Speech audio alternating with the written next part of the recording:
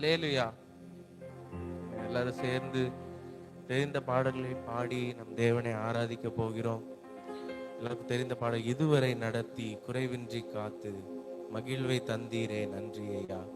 தண்ணீரை கடந்தேன், சோதனை ஜெயித்தேன், மதில்களை தாண்டினேன் உன் பலத்தால். எல்லாரும் தெரிந்த பாடல் உற்சாகமாக கரங்களை தட்டி பாடுவோமா?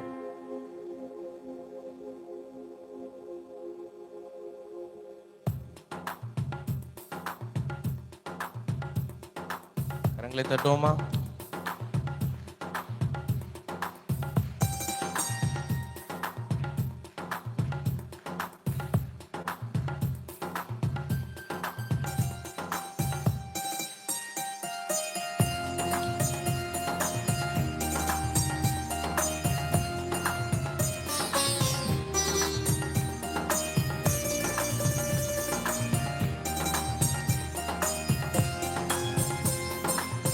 இதுவரை நடத்தி குறைவின்றி காத்து மகிழ்வை தந்தீரே நன்றி ஐயா. இதுவரை நடத்தி குறைவின்றி காத்து மகிழ்வை தந்தீரே நன்றி ஐயா. தண்ணீரை கடந்தேன், மதிலை தாண்டினேன் பலத்தால். தண்ணீரை கடந்தேன், சோதனை ஜெயித்தேன், மதிலை தாண்டினேன் பலத்தால். நன்றி நன்றி ஐயா. உம்மை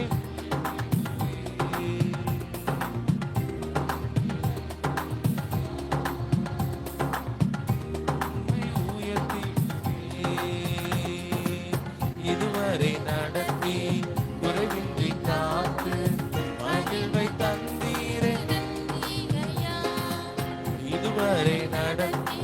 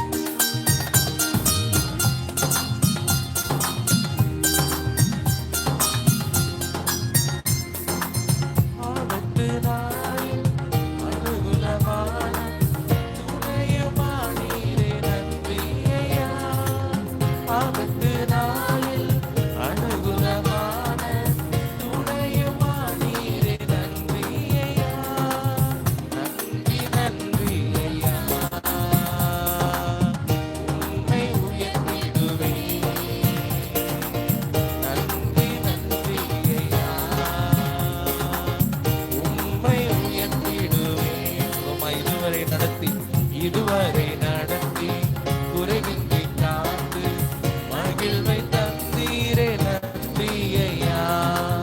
இதுவரை நடத்தி குறைவின்றி காத்து மகிழ்வை தந்தீரே நன்றி ஐயா. உம் கரம் நீட்டி ஆசீர்வதித்து எல்லையை பெருக்கி நீ நன்றி ஐயா. உம் கரம் நீட்டி ஆசீர்வதித்து எல்லையை பெருக்கி நீர் நன்றி ஐயா. நன்றி நன்றி ஐயா. உம்மை உயர்த்திடுவே. நன்றி நன்றி. மகிழ்வை தந்தீரே நன்றி ஐயா.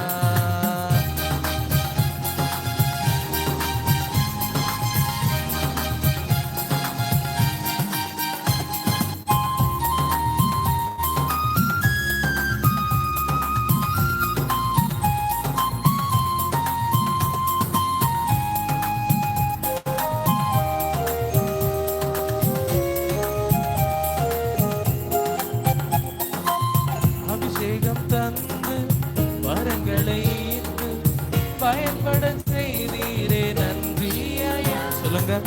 அபிஷேகம் தந்து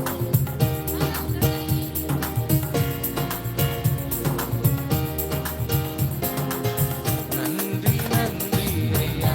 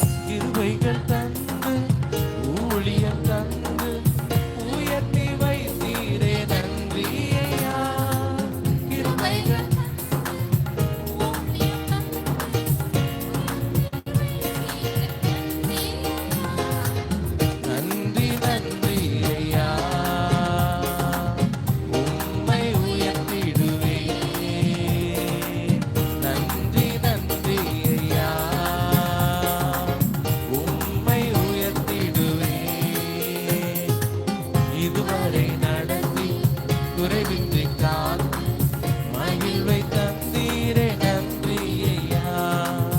இதுவரை நடத்தி குறைவின்றி காத்து மகிழ்வை தந்தீரே நன்றி ஐயா.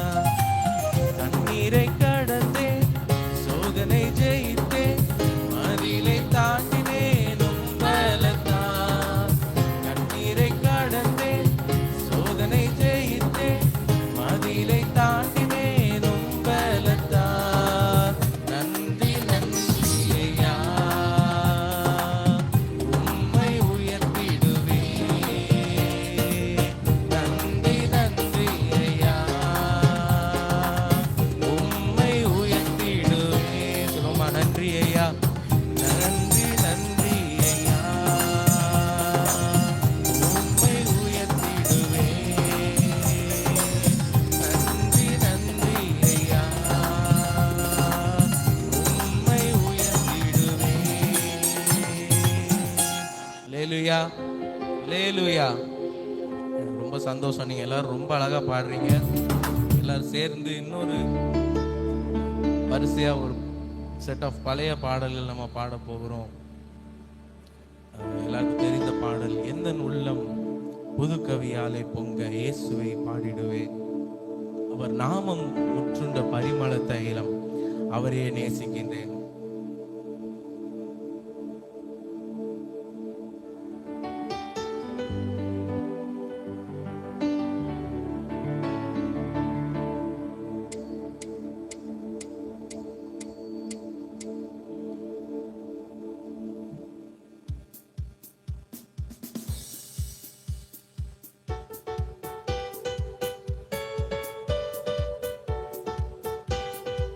கரங்களை தட்டுவோமா?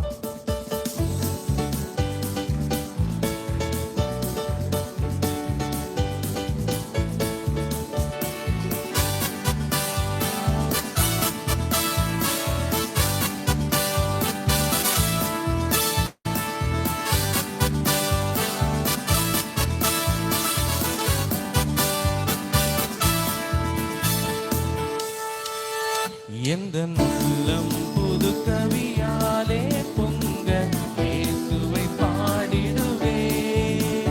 அவர் நாமம் மூற்றுண்ட பரிமள தைலம், அவரையே நேசிக்கிறேன்.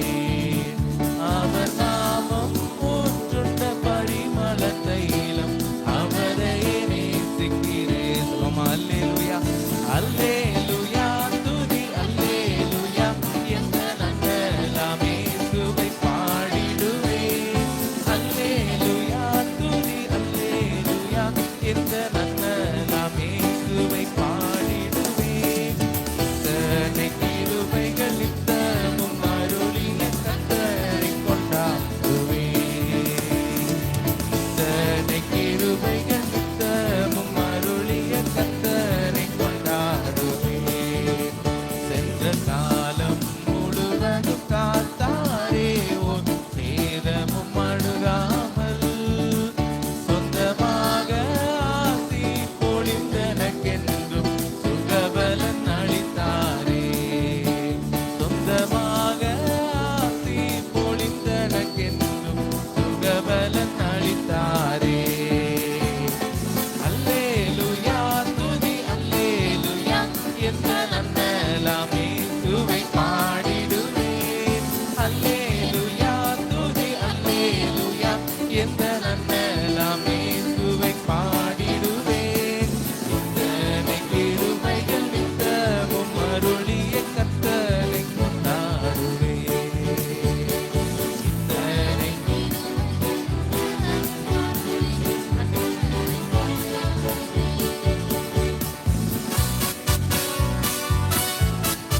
சில வேளை இமை பொழுதே தம் முகத்தை சிருஷ்டிகர் மறைத்தார்.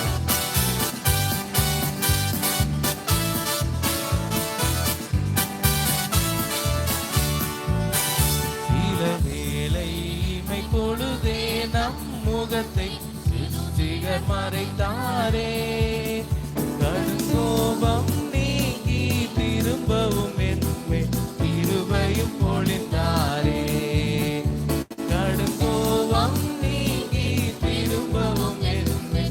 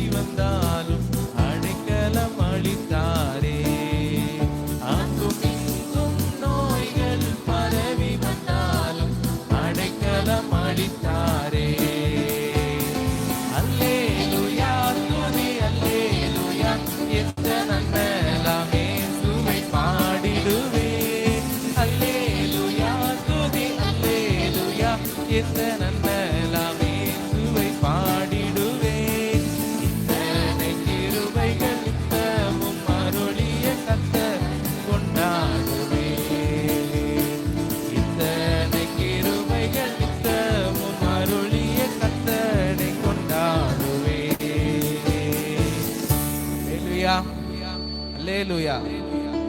ஒரு கோரஸ் மட்டும் பாடுவோம். அல்லேலூயா துதி அல்லேலூயா. இத்தனை கிருபைகள் நம் வாழ்க்கையில செஞ்சிருக்கிறார். நம்ம நிற்பதும் நிர்மூலமாகாமல் இருப்பதும் அவருடைய சுத்த கிருபையாக இருக்கிறது. அந்த ஒரு கோரஸ் மட்டும் நீங்க மாத்திரம் பாட போறீங்க. நாங்க ஸ்டார்ட் பண்ணி விடுவோம், நீங்க பாடுங்க எல்லாரும் சேர்ந்து. அல்லேலூயா துதி அல்லேலூயா.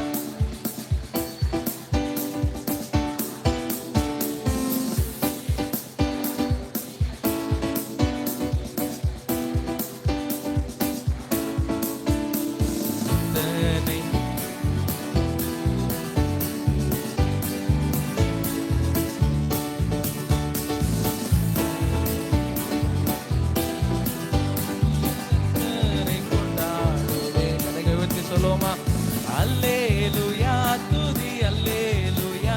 எந்த நன்னலாம் இயேசுவை பாடிடுவே. அல்லேலூயா துதி அல்லேலூயா. எந்த நன்னலாம் இயேசுவை பாடிடுவே. இத்தனை கிருபைகள் நித்தமும் அருளிய கர்த்தனை கொண்டாடுவே. இத்தனை கிருபைகள் நித்தமும் அருளிய கர்த்தனை கொண்டாடுவே.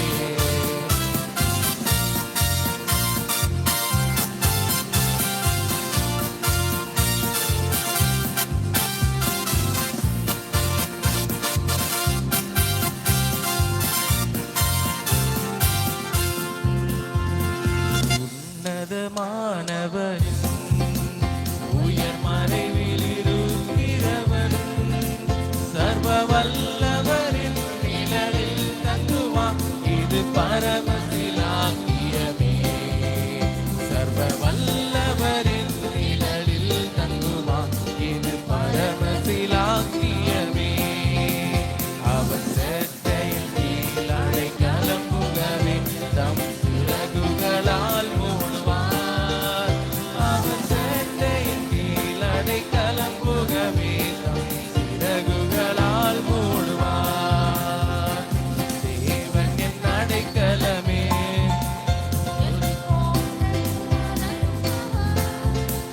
அவர் சத்தியம் பரிச்சயம் கேடகமாம் என் நம்பிக்கையும் அவரே. அவர் சத்தியம் பரிச்சயம் கேடகமாம் என் நம்பிக்கையும் அவரே. அவர் சேட்டையின் கீழ் அடைக்கலம் புகவே தம் சிறகுகளால் மூடுவார். அவர் சேட்டையின் கீழ் அடைக்கலம் புகவே தம் சிறகுகளால் மூடுவார். இரவின் பயங்கரத்திற்கும் பகலில் பறக்கும் அம்புக்கும் இருளில் நடமாடும் கொள்ளை நோய்க்கும் நான் பயப்படவே மாட்டேன். இருளில் நடமாடும் கொள்ளை நோய்க்கும் நான் பயப்படவே மாட்டேன். அவன் சேட்டையின் கீழ் அடைக்கலம் புகவே தம் சிறகுகளால் மூடுவார். அவன் சேட்டையின் கீழ் அடைக்கலம் புகவே தம் சிறகுகளால் மூடுவார்.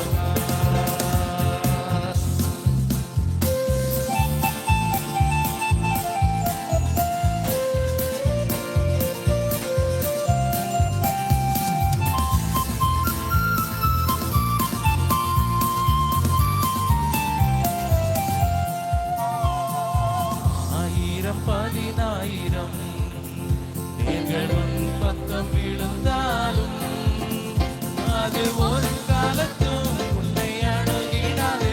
உன் தேவன் உன் தாவரமே. அது ஒரு காலத்தும் உன்னை அணுகிடாதே. உன் தேவன் உன் தாவரமே.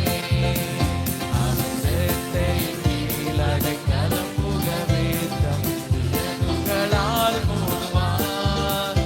அவன் சேட்டையின் கீழ் அடைக்கலம் புகவே தம் சிறகுகளால் மூடுவார். உன்னதமானவரின் உயர் மறைவில் இருக்கிறவன் சர்வ வல்லவரின் நிழலில் தங்குவான். இது பரமசிலாக்கியமே. சர்வ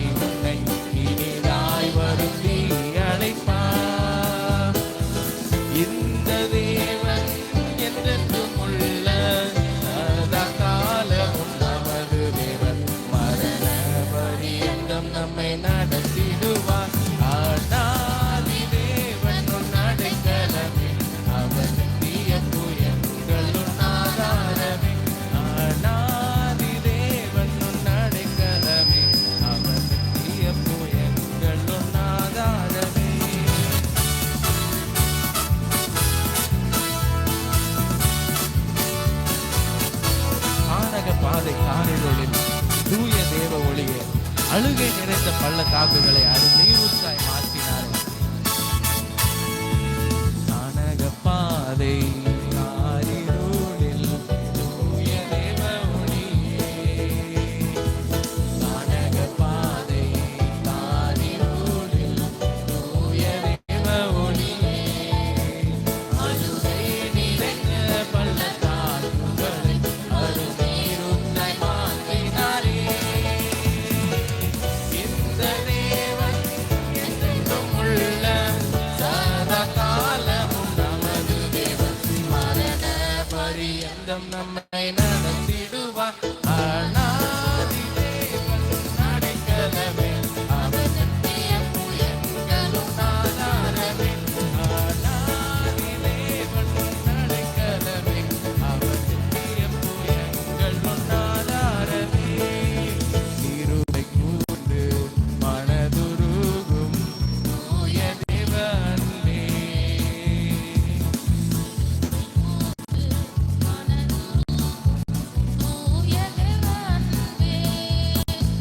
சமாதானத்தின் உடன்படிக்கைதனை உண்மையாய் கர்த்தர் காத்துக் கொள்வார். இந்த தேவன் என்றென்றும் உள்ள சதா காலமும் நமது தேவன், மரண பரியந்தம் நம்மை நடத்திடுவார்.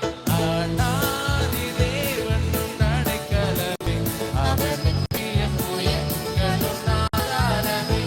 அநாதி தேவன் அடைக்கலமே, அவர் நித்திய புயங்களும் ஆதாரமே. எந்த நுதடும் உந்தனை போற்றும், என் கரங்கள் குவிந்தே வணங்கும். சொல்லுவோமா? எந்த நுதடும் உந்தனை போற்றும், என் கரங்கள் குவிந்தே வணங்கும். பாக்கியம் நான் கண்டடைந்தேனே, யாக்கோபின் தேவனே என் துணையே. பாக்கியம் நான் கண்டடைந்தேனே, யாக்கோபின் தேவனே என் துணையே. கதிரவன் தோன்றும் காலையிலே புதிய கிருபை பொழிந்திடுதேனல், செலுத்திடுவோம் இயேசுவுக்கே. கதிரவன் தோன்றும் காலையிலே கடந்த நாட்களில் கண்மணி போல் கருத்துடன் நம்மை காத்தாரே. கடந்த நாட்களில் கண்மணி போல் கருத்துடன் நம்மை காத்தாரே. கர்த்தரையே நம்பி ஜீவித்திட கிருபையும் நீங்களாம் ஸ்தோத்தரிப்போமே. அற்புதமே அவர் நடத்துதலே, ஆனந்தமே பரமானந்தமே, நன்றியாலுள்ளமே மிக பொங்கிடுதே நாம். அல்லேலூயா துதி சாத்திடுவோம் நன்றியா.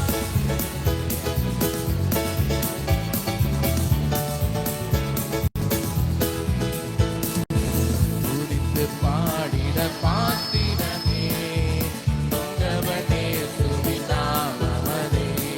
துதிகளின் மத்தியில் வாசம் செய்யும் தூயரினே எம்மை ஸ்தோத்தரிப்போமே.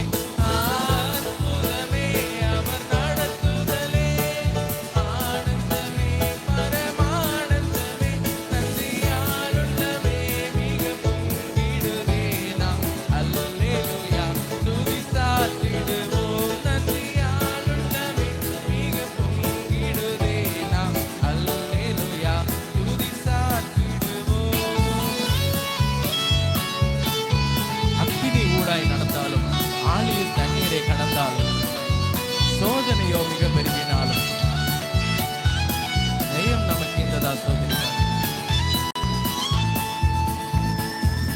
அக்கினி ஊடாய் நடந்தாலும், ஆழியில் தண்ணீரை கடந்தாலும், அக்கினி ஊடாய் நடந்தாலும், ஆழியில் தண்ணீரை கடந்தாலும், சோதனையோ மிக பெருகினாலும், ஜெயம் நமக்கு இந்ததா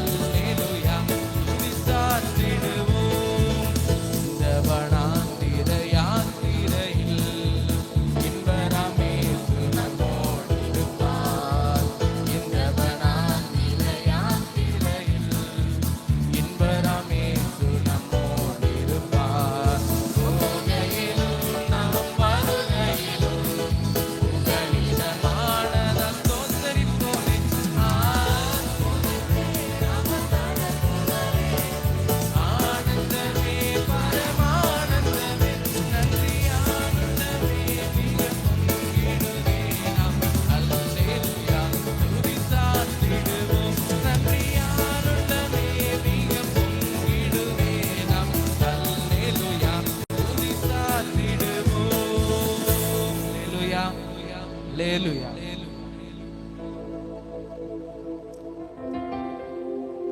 வியாதியின் மத்தியில் நீ எழுபிடு என்கிறே, யெகோவா ரப்பா என் சுகம் நீரானீரே என்ற பாடலை பாடுவோம். தெரிந்தவர்கள் எங்களோடு கூட இணைந்து பாடும்படியாக கேட்டுக்கொள்கிறோம். கடந்த நாட்களிலே 2025 வருடம் ஒரு பெரிய வியாதியினால் நான் பாதிக்கப்பட்டேன். ஏப்ரல் மாதம் 3ஆம் தேதி அதிகாலையிலே 1 மணிக்கு என்னுடைய வலது கை வலது கால் முழுவதும் செயலிழந்து விட்டது. காலையில் எழும்போது நான் பேசி பார்க்கிறேன், எனக்கு பேச்சு வரவில்லை. குடும்பமாக உடைந்து போனோம். முந்தின நாள் வரையும் நான் ஸ்கூல் போயிட்டு வந்தேன். அடுத்த நாள் காலையிலே இப்படி ஒரு இடியே விழுந்தது போல் இருந்தது. நம்முடைய வாழ்க்கையிலே அநேக நேரங்களிலே புயலை போன்ற ஆபத்துகள் நம்ம நெருங்கி வருகிறது. அலைகளை போன்ற கடல் அலைகள் நம்முடைய வாழ்க்கையிலே வந்து கொண்டிருக்கும் பொழுது ஆண்டவர் நம் அருகிலே நிற்பார். அவருடைய பிள்ளைகளை அவர் ஒருபோதும் கைவிட மாட்டார். நாங்கள் ஆஸ்பத்திரி செல்வதற்கு கிட்டத்தட்ட 12 மணி நேரம் ஆகிவிட்டது. அது ஸ்ட்ரோக் ஒரு வேலை வந்தால் 5 மணி நேரத்துக்குள்ளாக ஒரு இன்ஜெக்ஷன் போட வேண்டும். அப்பொழுதுதான் ஸ்ட்ரோக்கு ரிவர்ஸ் ஆகும். ஆனால் டாக்டர்கள் பரிசோதித்து பார்த்து அதிக நேரம் ஆகிவிட்டபடியினால் உங்கள் பேச்சு இனிமேல் திரும்ப வருவதற்கு வாய்ப்பு மிகவும் குறைவு என்று சொல்லிவிட்டார்கள். நொறுங்கி போனேன். ஆனால் கர்த்தர் கிருபையாக படிப்படியாக இம்மட்டும் பாட பேச ஆண்டவர் கிருபை கொடுத்திருக்கிறார். அவருடைய பிள்ளைகளை அவர் ஒருபோதும் கைவிட மாட்டார்.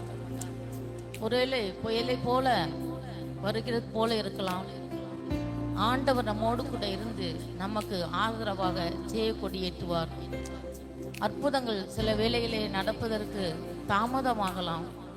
சோர்ந்து போகாமல் அவருடைய முகத்தை நாம் பார்க்கும் பொழுது கட்டாயம் கர்த்தர் நமக்கு எல்லா காரியத்திலும் ஜெயம் தருவார். அந்த கரத்தை உணர்த்து ஒரு பாடல் நீங்களும் எங்களோடு கூட இணைந்து பாடும்படியாக கேட்டுக்கொள்கிறேன்.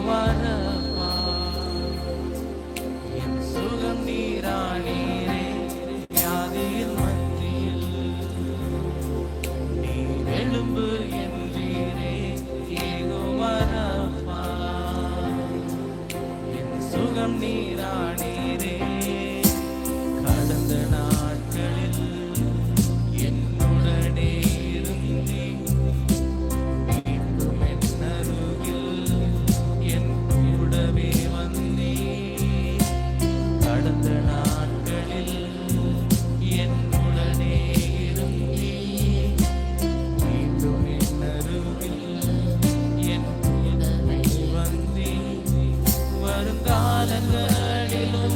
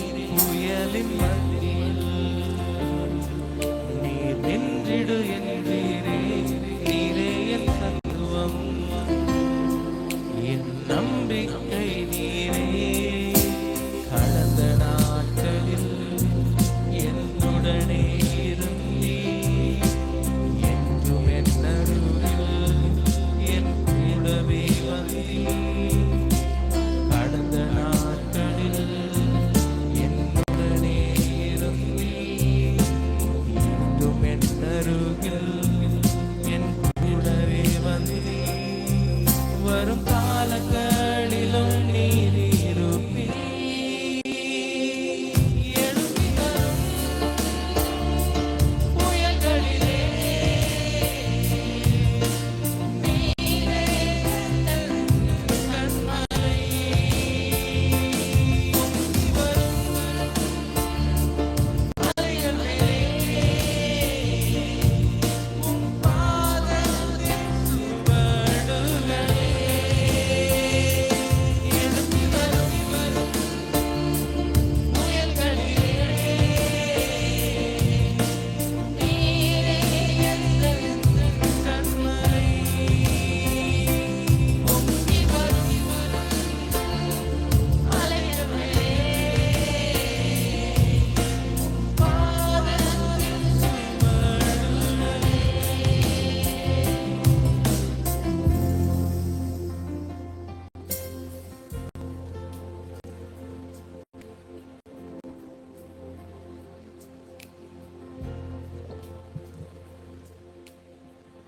இருந்த வண்ணமாக தலை தாழ்த்தி கண்களை மூடி ஆண்டவர் நம்மோடு கூட பேசும்படியாக நம்முடைய இருதயத்தை ஒருமுகப்படுத்துவோமா? ஹல்லேலூயா. நன்றி ஆண்டவரே.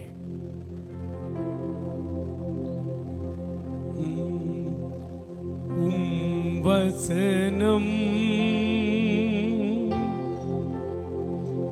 தியானிக்கையில்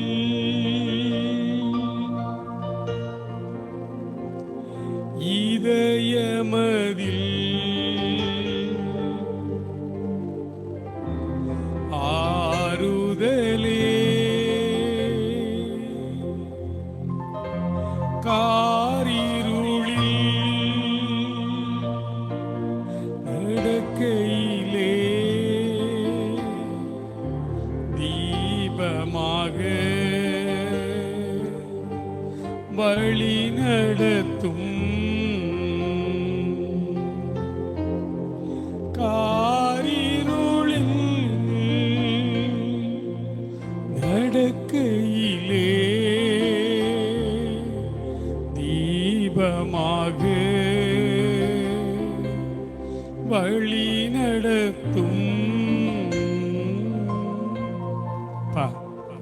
இப்படி வசனம் எங்கள் கால்களுக்கு தீபமும் எங்கள் பாதைக்கு வெளிச்சமாய் இருக்கிறது என்று சொன்னீரே. உம்முடைய வசனத்தின் பிரசித்தம் வெளிச்சம் தந்து எங்களை உம்முடைய தூய வழியில் நடத்துவீராக என்று மன்றாடுதலோடு நாங்கள் ஜெபிக்கிறோம். என்னோடும் எங்களோடும் நீர் பேசும், ஆசீர்வதியும். இயேசு கிறிஸ்துவின் நல்ல நாமத்தில் ஜெபிக்கிறோம் எங்கள் அருமை பிதாவே. ஆமென்.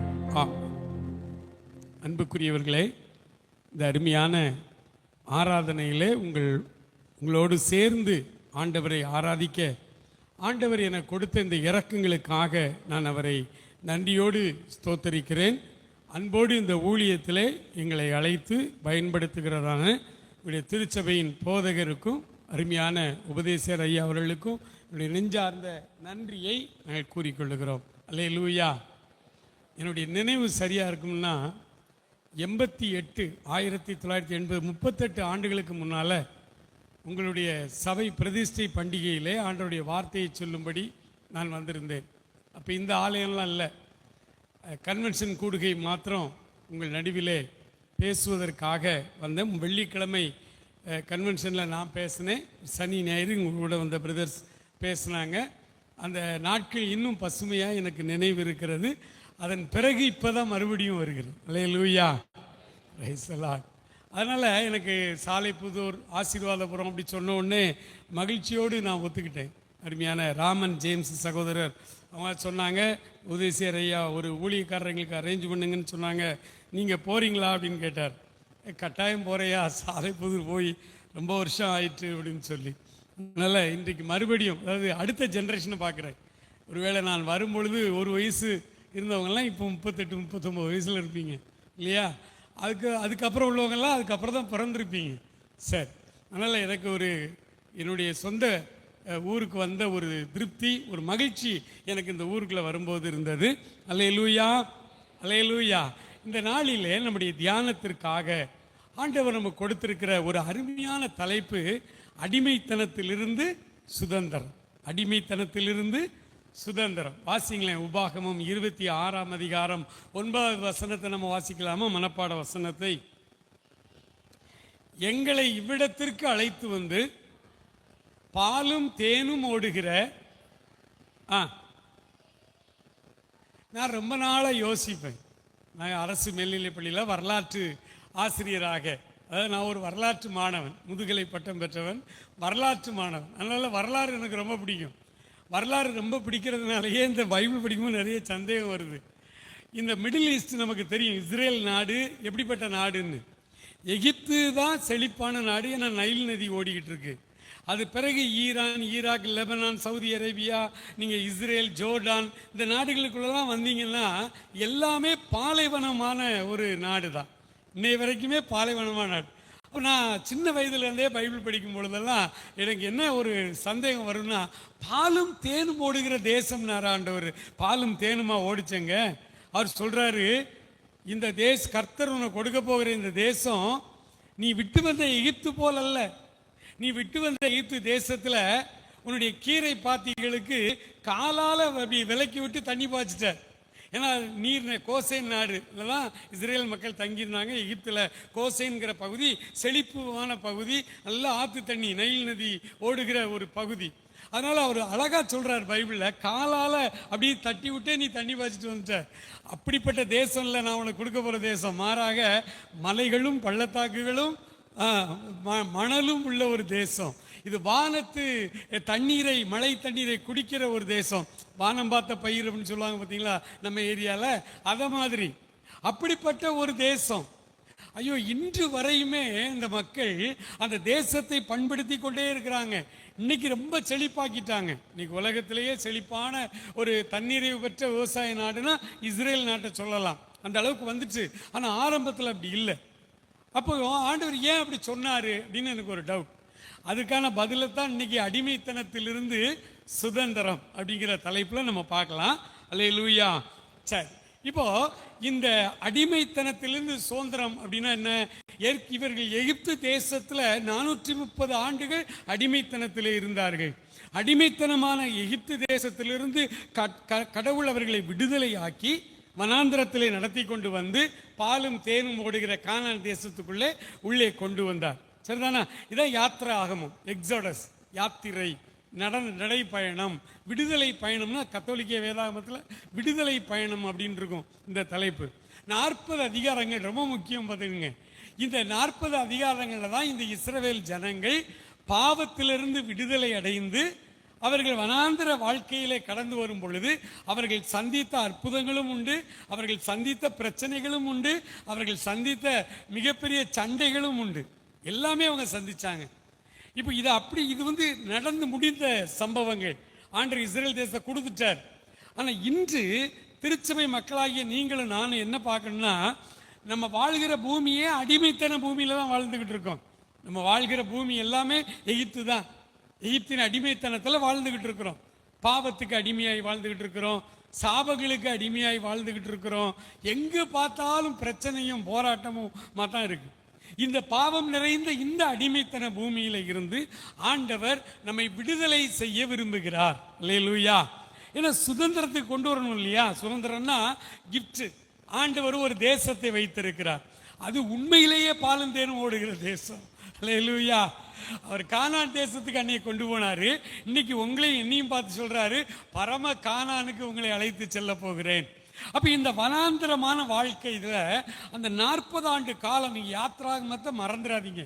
யாத்ராகமத்தை அடிக்கடி படிங்க. கொஞ்சம் டல் அடிச்சுது, உங்களுக்கு வாழ்க்கையில கொஞ்சம் போர் அடிக்குது, கொஞ்சம் ஒண்ணுமே ஓடலை, ஜெபம் பண்ண முடியல, ஒரு மாதிரி பிரச்சனையா இருக்கு, கடன் பிரச்சனை இருக்கு, அது இருக்கு, இது இருக்கு, நம்ம நினைக்கிறது எதுவுமே நடக்கலன்னு சில நேரம் ஃபேமிலியில டிப்ரெஷனா சோர்ந்து போற அந்த நேரத்தில் நீங்க டக்குன்னு யாத்ராகமத்தை எடுத்து படிங்க. இந்த யாத்ராகமத்துல இஸ்ரவேல் மக்கள் பாவத்திலிருந்து விடுதலையான பிறகு கானான் தேசம் வர்ற வரைக்கும் அவர்கள் என்னென்ன பிரச்சனைகளை அந்த நாட்களிலே அனுபவித்தார்களோ அதே பிரச்சனை தாங்க இன்னைக்கு நமக்கு இருக்கு. அல்லேலூயா. பைபிளில் இல்லாத எந்த குடும்ப பிரச்சனையும் நமக்கு புதுசா நூதனமா வரல. ஏன்னா புது பேர்ல வரும், புது பேட்டர்ன்ல வரும். ஆனால் ஒரே பாருங்களேன், நான் ஒரு சின்ன உதாரணம் சொல்கிறேன். மனிதர்கள் எல்லாருடைய உள்ளத்துலேயுமே எப்போவுமே அடுத்தவனோட சண்டை போடணும்னு ஒரு குணம் இருக்கு. இது ரத்தத்திலே உண்டு, ரத்தத்திலே உண்டு. இதுக்காகத்தான் நிறைய பேர் என்ன செய்வாங்க அப்படின்னா, எதுக்கு அந்த ஊர் நல்ல ஊரில் சண்டை போட்டு எடுப்பாங்களாம், நம்ம தனியாக ஆசீர்வாதபுரம்னு வந்துடலாமே அப்படின்னு சொல்லி அந்த காலங்களில் தனித்தனியாக ஊர்களே உருவாச்சு இல்லையா? சில ஊர்களுக்கு மிஷினரிகள் கிறிஸ்தவ பேர் வச்சாங்க, கிறிஸ்தவ ஊராக மாற்றினாங்க. சில ஏரியாக்களில் சண்டை ரொம்ப இருந்ததுனால ஒரு ஊரையே உருவாக்குறாங்க, மிஷினரிகள் உருவாக்கி ஆண்டவரை ஏற்றுக்கொண்ட பிள்ளைகளெல்லாம் அங்கே குடியேற்றினாங்க. முதலூர் சொல்லலாமா? பெஸ்ட்டு உதாரணம்.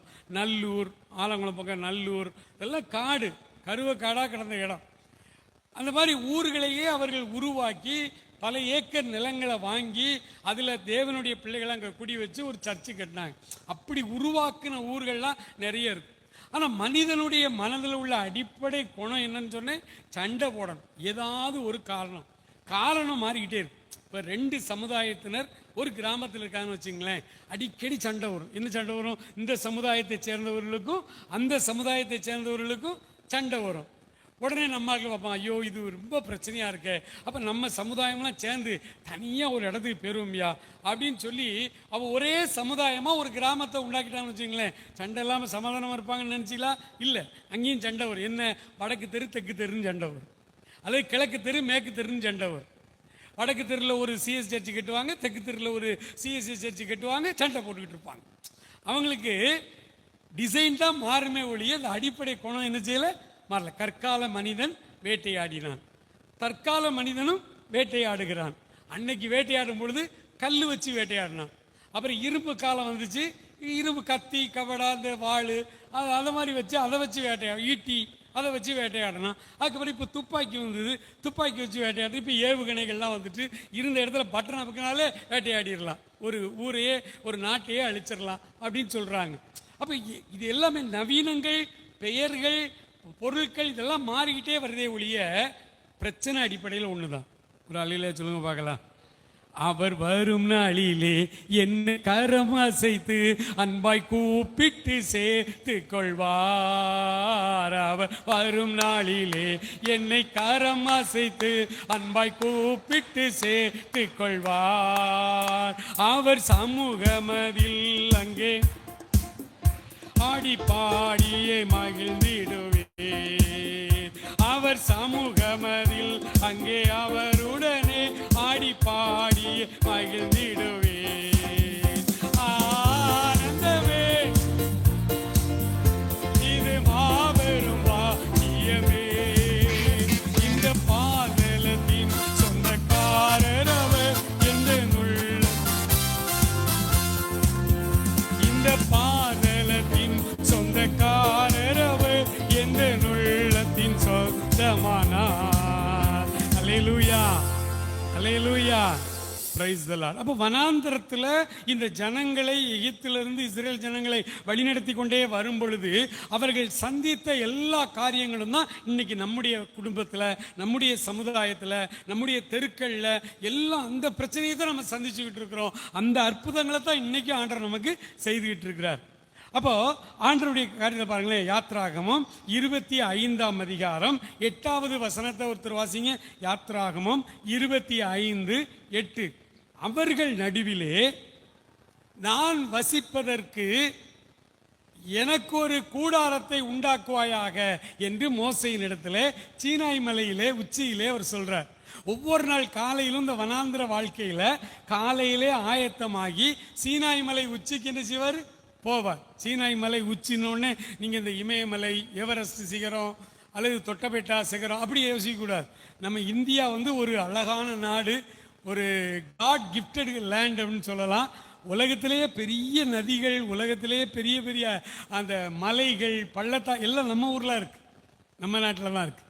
அதனால் மலையினோட பெரிய மலைன்னா பெரிய மலை இல்லை, சியோன் மலை, சியோன் பர்வதம்னா இந்த இஸ்ரேல் நாட்டுக்கு டூரிஸ்ட் போயிட்டு வந்தவங்களுக்கு தெரியும்.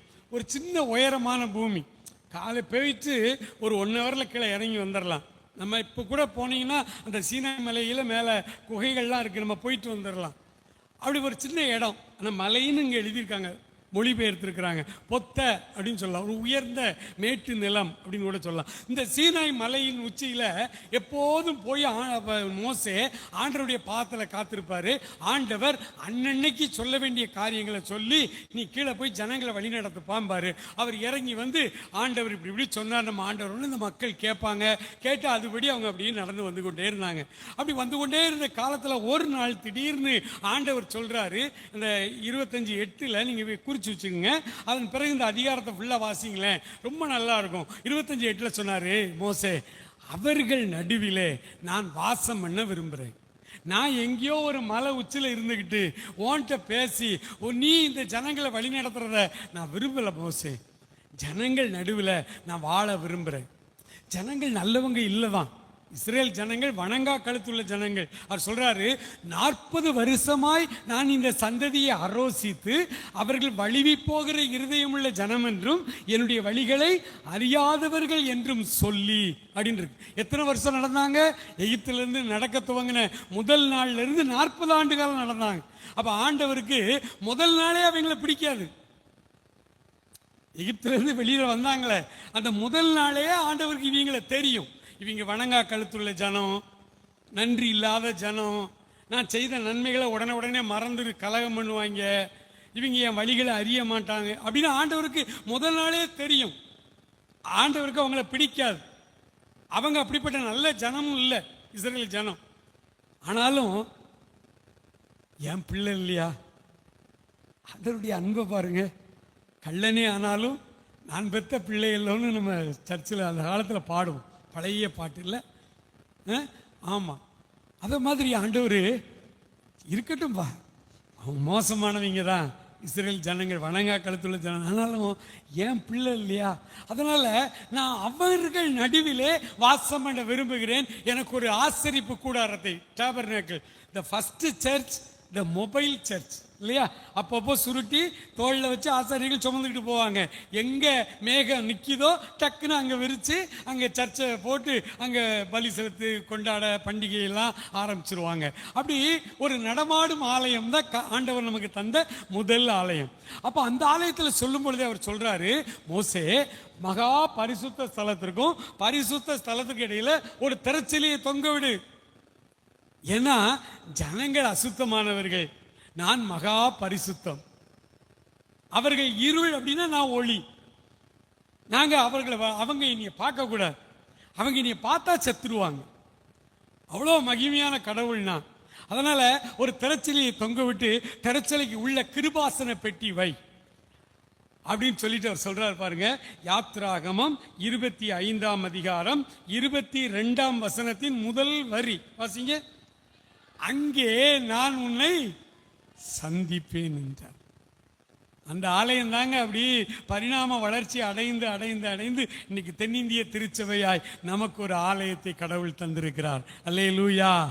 அப்படினால் இந்த ஆலயம் என்ன, இந்த ஆலயத்தினுடைய நிலவரம், இந்த ஆலயத்தினுடைய தகுதி, இந்த ஆலயத்தினுடைய காரியம் என்ன? ஆண்டவர் சொல்றாரு, நான் அந்த ஆலயத்தில் உங்களை சந்திப்பதற்காக நான் காத்திருப்பேன். அல்லேலூயா. படிக்கும் போதெல்லாம் அவ்வளோ இருக்கும். ஒரு பக்தன் பாடுறாரு, கண்டேன் என் கண் கூளிர கர்த்தனை இன்று, கண்டேன் என் கண் கூளிர கொண்டாடும் விண்ணோர்கள் பூமானை கையில் ஏந்தி, கொண்டாடும் விண்ணோர்கள் பூமானை கையில் ஏந்தி, கண்டேன் என் கண் கூளிர கர்த்தனை இன்று, கண்டேன் என் கண் கூளிர, கண்டேன் என் கண் கூளிர கர்த்தனை இன்று, கண்டேன் என் கண் கூளிர கொண்டாடும் விண்ணோர்கள் பூமானை கையில் ஏந்தி, கொண்டாடும் விண்ணோர்கள் பூமானை கையில் ஏந்தி, கண்டேன் என் கண் கூளிர கர்த்தனை இன்று, கண்டேன் என் கண் கூளிர. அல்லேலூயா. ஆண்டவருடைய ஆலயத்திற்கு ஆராதனைக்கு வந்து நம்ம வீட்டுக்கு போகிறோம். ஆண்டவருடைய ஆலயத்திற்கு நம்ம எதுக்கு வர்றோம்னா, நம்ம ஆண்டவரை சந்திக்க வருகிறோம். அவர் சொல்றாரு, அங்கே நான் உன்னை சந்திப்பேன். 21 22 சேர்த்து வாசிங்க. இப்ப யாத்ராகமம் 25 21 22.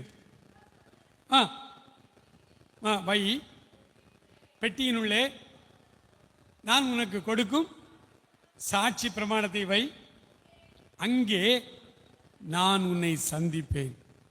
தன்னுடைய பிள்ளைகளாகிய உங்களையும் என்னையும் சந்திப்பதற்காக ஆண்டவர் தெரிந்தெடுத்த இடம்தான் தேவனுடைய வீடு, ஆலயம். இப்போ இந்த ஆலயத்துக்கு வரும் பொழுதே நம்ம எப்படி வரணும்னா, நான் இன்னைக்கு சர்ச்சுக்கு போறேன், ஆண்டவரை பார்க்க போறேன். ஒருவேளை இந்த வெற்றி கண்களால் அவரை நம்ம என்ன செய்ய முடியாது. ஒரு மாதிரி கதை கேட்குற மாதிரி வந்திருக்கீங்க. அவரை பார்க்க முடியாது. இந்த வெற்றி கண்கள் நேக்கடையினால பார்க்க முடியாது. பார்க்க முடியாட்டி என்ன, நம்ம மூளையும் தான் நம்ம பார்க்கல, மண்டைக்குள்ள இருக்குன்னு நினைக்கிறோம்ல, நம்புறோம்ல இல்ல. வாத்தியார் சொல்லுவார், மண்டையில் என்னடா களிமண்ணா இருக்கும்ப. யார் மண்டையிலேயே களிமண் இருக்குமா? எல்லார் தலையிலையும் மூளை தான். சிலர் பயன்படுத்துறாங்க, சிலர் பயன்படுத்தல, அவ்வளவுதான். அதனால நம்ம இந்த இடத்துல வந்து ஆராதனையில பயபக்தியோடு நீங்க அட்டன் பண்ணாலே ஆண்டவர் உங்களை சந்தித்து கொண்டே இருக்கிறார். நீங்கள் அவரை பார்த்து கொண்டே இருக்கிறீர்கள். உங்களுக்கு என்ன தேவைன்னு தெரியும்.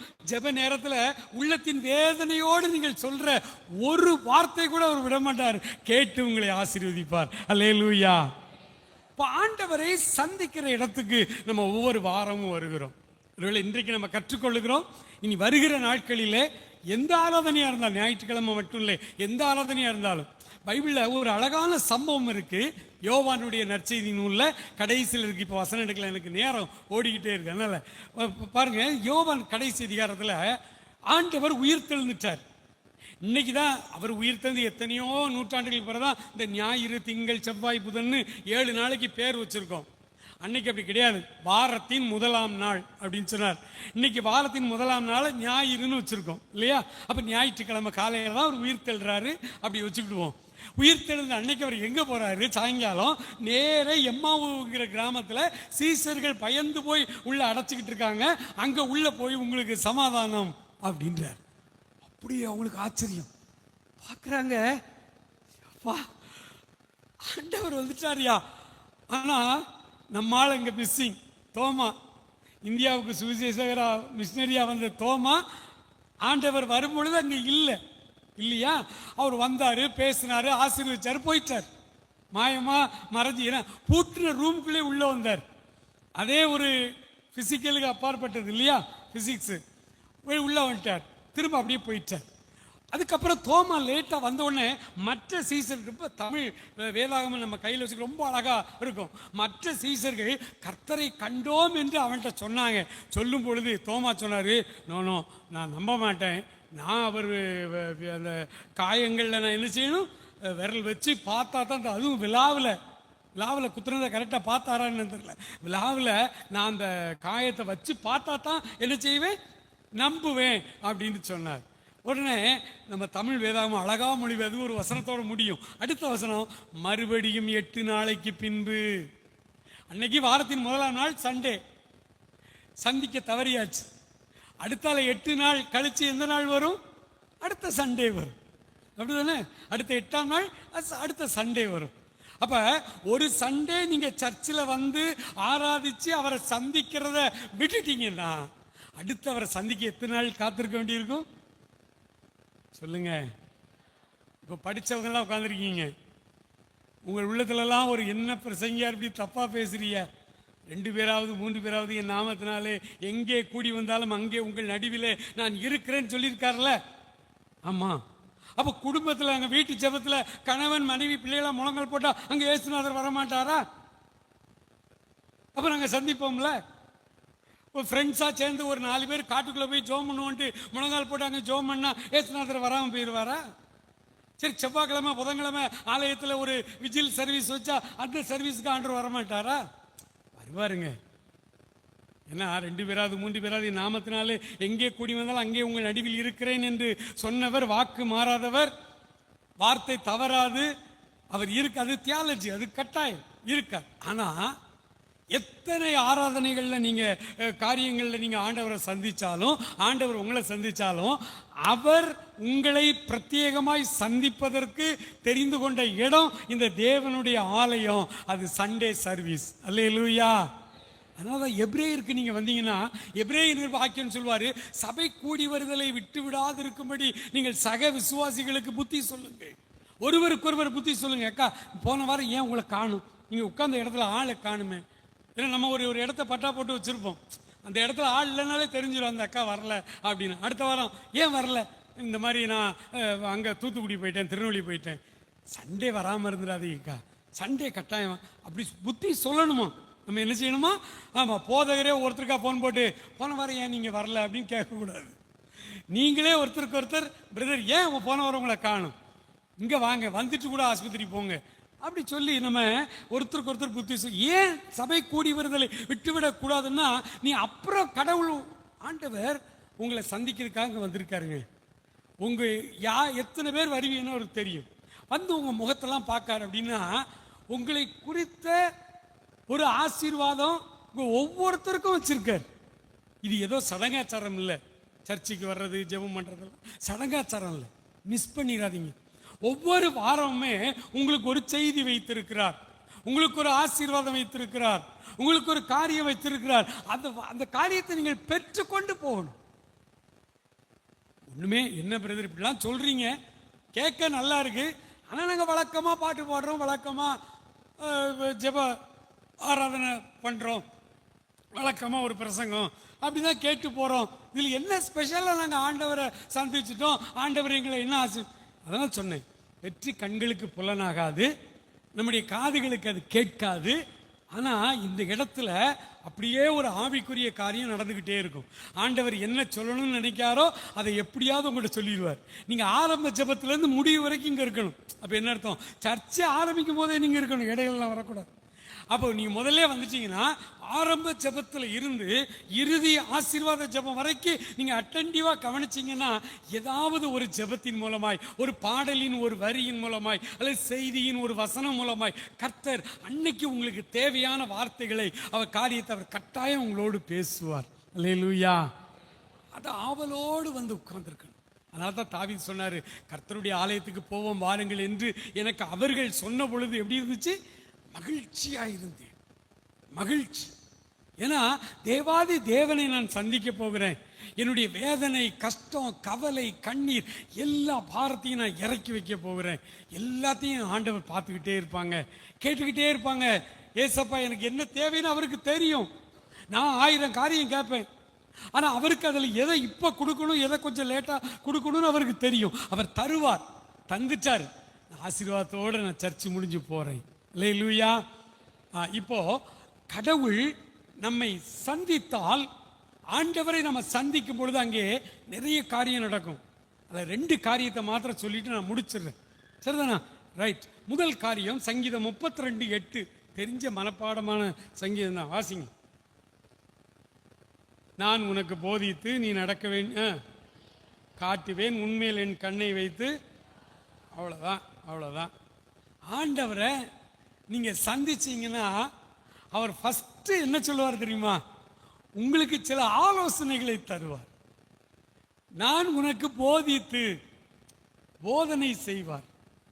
ஆண்டவரை நீங்க சந்திக்க வரும் பொழுதெல்லாம் ஆண்டவர் ஒரு செய்தியை உங்களுக்கு வச்சிருக்கிறார். தனிப்பட்ட முறையில் மொத்தமா நம்ம பிரசங்கம் பண்றோம், அதுல ஒரு 2 பாயிண்ட் 3 பாயிண்ட் அது எல்லாருக்கும் சொந்தமானது. ஆனா ஆண்டவர் இந்த ஆராதனையின் வழியாய் ஸ்பெசிபிக்கா உங்கள் ஒவ்வொருவரோடும் ஒரு காரியத்தை, ஒரு ஆலோசனையை அதை ரொம்ப கருத்தாய் அவர் உங்களுக்கு சொல்லுவார். அதனால தான் சொன்னேன், ஆராதனையும் போது ரொம்ப அட்டென்டிவா இருக்கணும். பொதுவாக நம்ம திருச்சபையில் இந்த அறிவிப்பு வாசிக்கும் போது நம்ம ஆட்கள் ரொம்ப கவனமா இருப்பாங்க. ஏன்னா அறிவிப்புல ஓதேசியாரோ ஐயரோ சின்ன தப்பு விட்டுறப்படாது, உடனே முடியும் சண்டைக்கு வந்துடும் இல்லையா? சரி, அறிவிப்புல ரொம்ப கவனமா இருக்கிற ஆட்கள் பிரசங்க ஆரம்பிச்சோட தூங்கிடுவாங்க. ஏன்னா நல்ல ஃபேனு அந்த காலத்தில், இப்போ ஏசி நல்ல சுகமா இருக்கும் இல்லை? ஆரம்ப ஜெபத்தில் இருந்தே நீங்க கவனிக்கணும். உதேசியார் தான் 4 வாரம் நடத்துறாங்க, 1 வாரம் ஐயா வராங்கன்னு வச்சுடுவோமே. ஒரு 3 வாரம் உதேசியாரை நடத்துறாங்க, ஆரம்ப ஜெபம் பண்றாங்கன்னா ஒரே ஜெபம் மாதிரி தான் இருக்கும். அன்புள்ள ஆண்டவரே, ஏன்னா அவர் ஒரு ஸ்டைல் வச்சிருப்பார், அதை தான் பேசுவாங்க. அன்புள்ள ஆண்டவர் நமக்கு கேட்டு கேட்டு என்ன தெரியுமா, சார் ஜெபம் பண்ணுவாங்கன்னு எதையுமே கவனிக்கிறது இல்லை. ஜெபம் பண்ணி முடியவும் ஆட்டோமேட்டிக்காக நமக்கு ஆமேன் கர்த்தருடைய நாமத்துக்கு மகிமை உண்டாக எழுந்து நின்று நம்ம எல்லாரும் இந்த பாட்டு அவ்வளோதான். இப்படியே நம்ம மெக்கானிக்கலாக பழகிட்டோம்ல. இனி அப்படி இல்லாமல் ஒவ்வொரு வாரமும் ஜெபம் பண்ணும்போது ஏதாவது ஒரு வார்த்தை அல்லது ஒரு வசனத்தை வித்தியாசமாக சொல்லுவாருங்க. அதான் உங்களுக்கு செய்தி. நீங்கள் அட்டென்டிவாக இருந்தீங்கன்னா ஆரம்ப ஜெபத்திலேயே அவங்க ஒரு ஜெபம் பண்ணுறோம், ஆராதனை ஆசீர்வதி, இந்த ஆராதனையில் பங்கு கொள்ள சபையார் எல்லாத்தையும் அழைத்துவார், இப்படி தான் சொல்லுவாங்க. ஆனால் அதுக்குள்ளே ஒரு வார்த்தை இருக்கும், திடீர்னு ஒரு வார்த்தை சொல்லுவாங்க. அந்த வார்த்தை தான் அன்னைக்கு உங்களுக்கு ஆண்டவர் பேசுகிற ஆலோசனையாக இருக்கலாம். அல்லேலூயா, அல்லேலூயா, praise the lord, praise the lord. அப்போ ஆரம்ப ஜெபத்தை முடிச்சு பாமாலை பாடல், கீர்த்தனை பாடல், எந்த பாடலாக இருக்கட்டும், அந்த பாடலினுடைய பொருளை உணர்ந்து நல்ல ஸ்க்ரீனில் அழகாக இப்போ உங்களுக்கு போடுறதுனால ஸ்க்ரீனில் ஒரு ஃபுல் ஸ்டான்ஸாக வந்துடும். அப்போ நீங்கள் படிச்சுக்கிட்டு இருக்கும்போதே அதனுடைய அர்த்தத்தையும் நீங்கள் புரிந்து கொள்ளலாம். அப்போ அழகாக அந்த அர்த்தத்தோடு அதை பாடுங்களேன். அன்றைக்கு ஆராதனையில் செலக்ட் பண்ண அந்த பாடல் உங்களில் பலருக்கு உங்களுடைய வாழ்க்கையின் நிலைமையை சுட்டி காட்டுவதாக இருக்கும். ஆண்டவர் உங்களோடு பேசுகிறதாய் அமையும். எல்லா காரியத்திலையும் அறிவிப்பில் கூட ஆண்டவர் உங்களோடு பேச முடியும். ஆண்டவருக்கு யார் கூட வேண்டுனாலும் எப்படி வேணாலும் பேசுவார். நம்புறீங்களா? நேபுகாத் நேச்சார், அவனுக்கும் இயேசுநாதருக்கும் ஏதாவது சம்பந்தம் உண்டா? கிடையாது. கோரேஸ் அந்த ராஜா, பெர்சிய ராஜா, அந்த ராஜாவுக்கும் இயேசுநாதருக்கு ஏதாவது சம்பந்தம் உண்டா? கிடையவே கிடையாது. ஆனாலும் நேபுகாத் நேச்சாரோடு கர்த்தரால் பேச முடியும், கோரேசோடையும் கர்த்தரால் என்ன செய்ய முடியும்? பேச முடியும். இன்னொரு காரியம் பாருங்க, யோபுவின் புத்தகம் 12ஆம் அதிகாரம் 7, 8 கொஞ்சம் வேகமாக வாசிங்க, முடிச்சிடலாம். வாசிங்க. இப்போது நீ மிருகங்களை கேட்டுப்பார், போதிக்கும், ஆகாயத்து பறவைகளை கேள், அறிவிக்கும், அல்லது உயிரற்ற இந்த பூமியாவது விசாரித்து கேள், அது உனக்கு உபதேசமே பண்ணும். ஆழ்கடல் மச்சங்களை கேட்டுப்பார், அவைகள் உனக்கு விவரித்து சொல்லும். 4 காரியம் இருக்கு நம்ம பைபிளில். கத்தோலிக்க வேதாந்தத்தில் 5 காரியம் இருக்கு. இன்னொரு காரியம், ஊரும் பிராணிகளை கேட்டுப்பார், ராப்டைல்ஸ், அது கூட அங்கே இருக்கு. 5. அப்போ ஆண்டவர் தன்னுடைய செய்தியை எப்படிலாம் பேசுறது. சர்ச்சுக்குள்ளே வர்றவங்களுக்கு மைக்கு போட்டு பிரசங்கத்தின் மூலமாக பேசுகிறாருங்க. சர்ச்சுக்குள்ளே வராதவங்க வெளியில் இருக்காங்க, அவங்ககிட்ட எப்படி பேசணும்? ஆண்டவர் பார்க்குறாரு. இயற்கையின் மூலமாய் பேசுகிறார், மிருகங்களின் மூலமாய் பேசுகிறார், பறவைகளின் மூலமாய் பேசுகிறார். உயிரற்ற இந்த நிலமே அவங்களுக்கு உபதேசம் பண்ணிக்கிட்டு தான் இருக்கு. சமுத்திரத்து மச்சங்கள் வழியாய் பேசுகிறார். நம்ம ஆண்டவருக்கு இவர் தான் இந்த சஃபாரி போட்ட அந்த ஊழியக்காரர் தான் வேணும், இவரை விட்டால் எனக்கு வேற ஆள் இல்லை அப்படி ஹோல்சேல் டீலர் அப்படிலாம் கிடையாது. ஆண்டவருக்கு யாரை வைத்து வேண்டுமானாலும், எதை வைத்து வேண்டுமானாலும் தம்முடைய பிள்ளைகளுக்கு செய்தியை சொல்லிடுவார். அல்லேலூயா. அதனால தான் சொல்ல, சாக்கு போக்க உனக்கு இடம் இல்லை.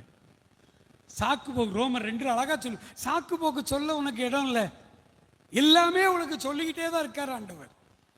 அதனால நம்ம தான் கவனமா ஆராதனையில் வந்து கவனிக்க. நான் உனக்கு போதித்து, நீ நடக்க வேண்டிய வழியை உனக்கு காண்பித்து, உன்மேல் என் கண்ணை வைத்து உனக்கு என்ன சொல்லுவேன்?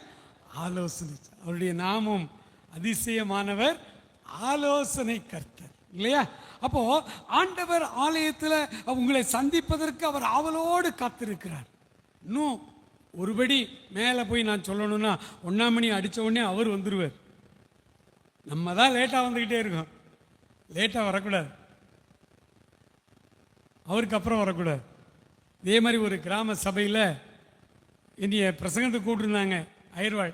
அன்றைக்கி நற்கரண ஆராதனை, நீ வா அப்படின்னு சொன்னாங்க என்னுடைய நண்பர். சரின்னு சொல்லிட்டு நான் போயிட்டேன்.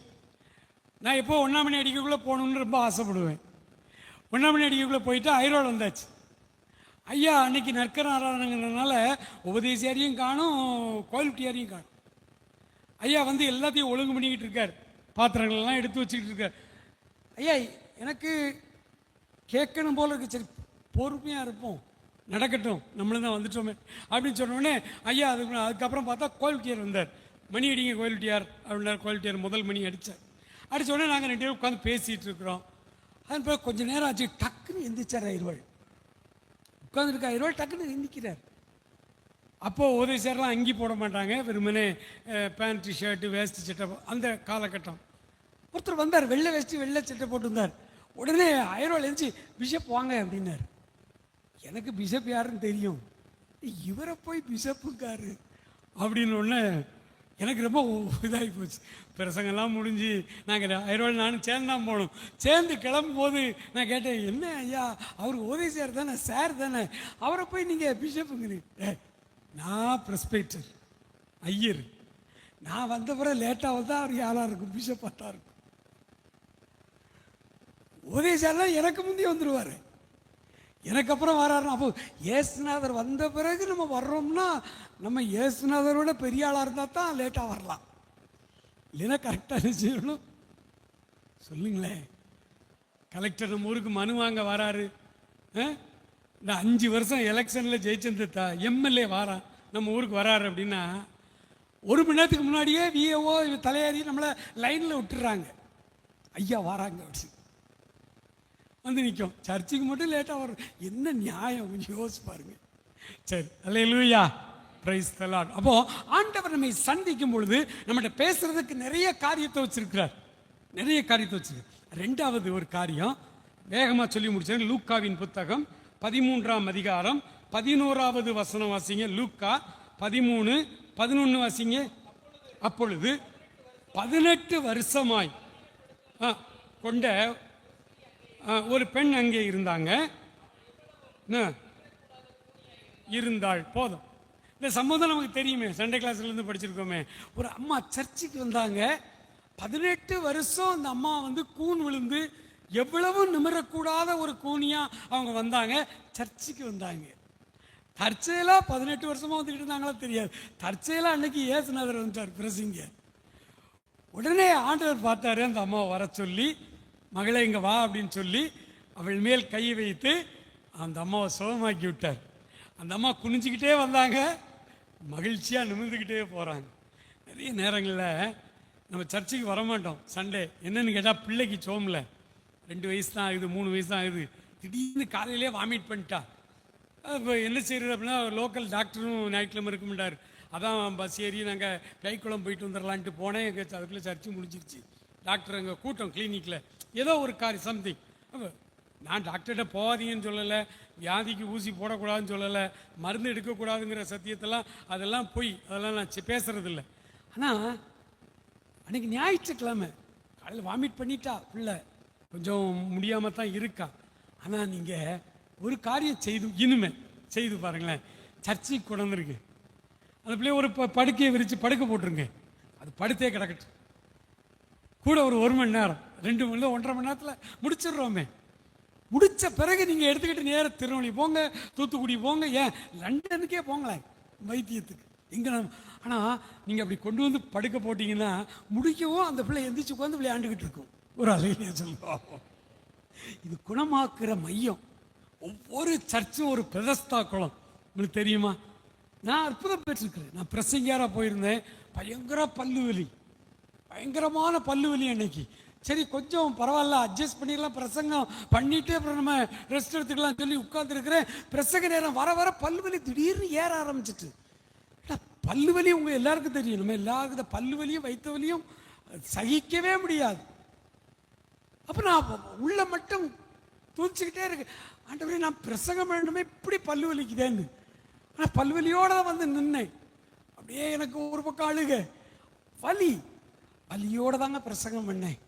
பிரசங்கம் பண்ணும்போது வலி தெரில, அதாவது அதை கவனிக்கலை, பிரசங்கத்திலே கவனமாக இருந்ததுனால வலி அதே தான். முடிஞ்ச உடனே நற்கர்னேன். எல்லாரும் போல நானும் போய் என்ன செய்தேன், நற்கரை எடுக்க போனேன் பாருங்க. அந்த அப்பத்தையும் அந்த திராட்சை ரசத்தையும் நான் உட்கொண்டு இடத்துல வந்து உட்கார்றேன், பல்லு வலி போச்சுங்க. நீ வரைக்கும் வலிக்கலை. நம்ம எல்லாத்தையுமே சலகாச்சரணம். ஒரு சின்ன வேஃபர் தானே தர்றாங்க, ஒரு சின்ன திராட்சை ரசம், அது பல்ப், அதாவது கெமிக்கல் தான், அதெல்லாம் தர்றாங்க. அப்படி நம்ம அதை ஒரு சலங்கச்சலமை எடுத்ததுனால என்னவோ நம்ம சுகமாகாமல் இருக்கமா எனக்கு தெரியல. ஆனால் இந்த ஆலயம் என்பது சுகமளிக்கிற ஒரு ஸ்தலம். நீங்கள் இதை விட்டுட்டு அங்கே போனால் சுகமாகும், புளியம்பட்டி போனால் சுகமாகும், வேளாங்கண்ணி போனால் சுகமாகும்னு போனீங்கன்னா அது ஒரு நாள் ஆகாது. உள்ளூர்லேயே ஒரு பெதஸ்தா குளத்தை ஆண்டவர் வச்சுருக்காரு, ஞாயிறு ஆராதனை. இங்கே வந்து உங்களுடைய வலி வேதனை, ஆண்டவரே 2 நாளாக இந்த கை நரம்பு எனக்கு இழுத்துக்கிட்டே இருக்குது, ஒரு 2 நாள் அந்த இடுப்பில் ஒரு மாதிரி வலிக்கு என்னன்னு சொல்ல தெரில, ஏசப்பாட்ட சொல்லுங்க. டாக்டர்கிட்ட போனால் எவ்வளோ விலாவாரியாக பேசுறிய, இவரும் பரம வைத்தியர் தான், இவர்கிட்ட சொல்லுங்களேன். நீங்கள் சொல்லி ஜெபம் பண்ணிட்டு போங்க. உங்களுக்கு ஒவ்வொரு ஞாயிற்றுக்கிழமையும் ஆண்டவர் நம்மை சுகமாக்கி அனுப்ப விரும்புகிறார். அல்லேலூயா, அல்லேலூயா. நான் சுகமானேன், நான் சுகமானேன் புண்ணியரின் காயங்களால், நான் சுகமானேன், நான் சுகமானேன் புண்ணியரின் காயங்களால், புண்ணியரின் காயங்களா. எல்லாரும் ஜெபணுமா? அப்படியே நம்ம எல்லாரும் எழுந்து நின்று ஹல்லேலூயா, ஹல்லேலூயா, ஹல்லேலூயா. நம்மை சுகமளிக்கிற கர்த்தருடைய வல்லமை இந்த இடத்துல நின்று கொண்டிருக்கிறது. ஒரு குளம் கலக்கப்படும் பொழுது இங்கே இறங்குகிறவர் யாராயிருந்தாலும், எப்பேற்பட்ட வியாதியஸ்தனாய் இருந்தாலும் அவன் சுகமடைவான் என்று சொன்னாங்களே, அன்றைக்கு ஒருத்தர் சுகமடைந்தார்கள். ஆனால் இன்று இந்த ஆலயத்திலே உயிர்த்தெழுந்த ஆண்டவருடைய வல்லமையை நான் உணர்ந்து கொண்டிருக்கிறேன். எல்லாரையும் சுகமாக்க போகிறார். தேவை உள்ள அத்தனை பேரையும் சுகமாக்க போகிறார். வியாதி உள்ள அத்தனை பேரையும் சுகமாக்க போகிறார்.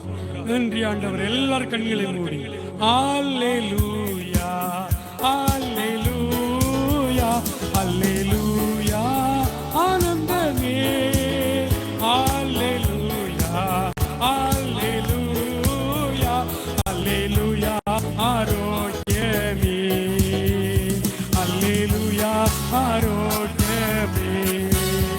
என் நோய்கள் தீர்த்தார், என் நோய்கள் தீர்த்தார் சாபமான சிலுவையில், என் நோய்கள் தீர்த்தார், என் நோய்கள் தீர்த்தார் சாபமான சிலுவையில், சாபமான சிலுவையில். அல்லேலூயா, அல்லேலூயா, அல்லேலூயா ஆனந்தமே. எல்லாருமே அல்லேலூயா ஆரோக்கியமே, அல்லேலூயா ஆரோக்கியம். ஹல்லேலூயா, ஹல்லேலூயா, ஹல்லேலூயா, ஹல்லேலூயா, ஹல்லேலூயா. தகப்பனே நன்றியோடு உம்மை துதிக்கிறோம், துதிக்கிறோம், துதிக்கிறோம். ஆண்டவரே உமக்கு நன்றி, ஆண்டவரே உமக்கு நன்றி, ஆண்டவரே உமக்கு ஸ்தோத்திரப்பா. வியாதியோடு வந்திருக்கிற பிள்ளைகள், பலவீனத்தோடு வந்திருக்கிற பிள்ளைகள், சுகவீனங்களோடு வந்திருக்கிற பிள்ளைகள், எத்தனை வருஷமானாலும் இது தீராது என்ற வியாதியோடு இருக்கிற பிள்ளைகள், டாக்டர் சொல்லிட்டாரு இதுக்கு மருந்தே கிடையாதான், ஆனா வாழ்நாள் முழு மாத்திரை போடணுமா அப்படின்னு சொல்ற வியாதிகள் எதுவானாலும் ஆண்டவரே தகப்பனே உம்மால் செய்யக்கூடாத அதிசயமான காரியம் ஒன்றுமில்லை என்று சொன்னீங்களே ஆண்டவரே. உம்முடைய பிள்ளைகளாக நாங்கள் வந்திருக்கிறோம், இஸ்ரவேல் பிள்ளைகளாக நாங்கள் வந்திருக்கிறோம் ஆண்டவரே. எங்களை சுகமாக்கி இந்த ஆலயத்தை விட்டு அனுப்புங்கப்பா. எங்களுடைய பலவீனங்கள் மாறட்டும் ஐயா, எங்களுடைய மூட்டுகளிலே வருகிற வலிகள் மாறட்டும் ஆண்டவரே. எங்களுடைய சின்ன சின்ன பலவீனங்களை எல்லாம் நீர் சுகமாக்கி அனுப்பும்படியா ஜெபிக்கிறோம். அல்லேலூயா. நீர் கொடுத்த ஆலோசனைகளுக்காய் நன்றி ஆண்டவரே தகப்பனே. ஆண்டவரே உமக்கு நன்றி, ஆண்டவரே உமக்கு நன்றி, ஆண்டவரே உமக்கு ஸ்தோத்திரம். தொடர்ந்து வழி நடத்தும், ஆசீர்வதியும். இயேசு கிறிஸ்துவின் நல்ல நாமத்தில் ஜெபிக்கிறோம் எங்கள் அருமை பிதாவே. ஆமென்.